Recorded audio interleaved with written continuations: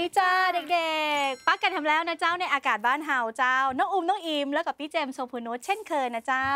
สวัสดีค่ะเด็กๆ Hello Good morning everybody และพี่เจมส์จ้าโอ้ย Hello everybody แหมวันนี้มาแนวภาษาอังกฤษเต็มเปรี้ยฟิตเปรี้ยเลยนะเนี่ยมื้อนี้น้องอุ้มอิมสิมาเว้าภาษาอีสานภาษาอังกฤษที่อ่านคือกันให้ฟังได้จ้าโอ้โหอยากฟังแล้วสิทั้งภาษาอังกฤษแล้วก็ภาษาอีสานด้วยใช่ไหมจ๊ะแต่ก่อนอื่นไปตรวจสอบสภาพอากาศกันก่อนค่ะ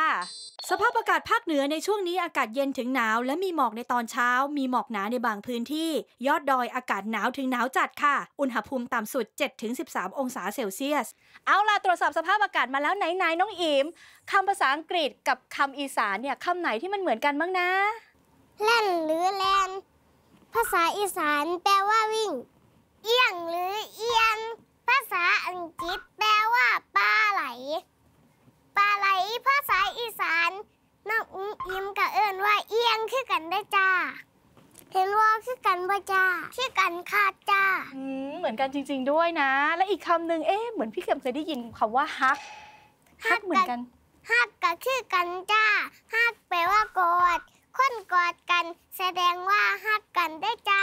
กระสันมาเข้ามาฮักกันเมื่อสันต้องกอดกันแน่นๆด้วยใช่ไหมล่ะคะแหมน่ารักมากๆเลยคุณผู้ชมก็อย่าลืมกอดคนใกล้ตัวนะต้องแสดงความรักกันหน่อยถึงจะใกล้ชิดแนบแน่นกันนะคะอย่าลืมกลับมาติดตามสภาพอากาศกับเราทั้ง3คนกันได้นะคะพี่เจมส์แล้วก็น้องอุ๋มน้องอิ๋มค่ะวันนี้ต้องลาไปก่อนนะขอกอดด้วยคนได้เปล่าได้จ้าได้เนาะลาไปแล้วค่ะพบกันใหม่นะคะบ๊ายบาย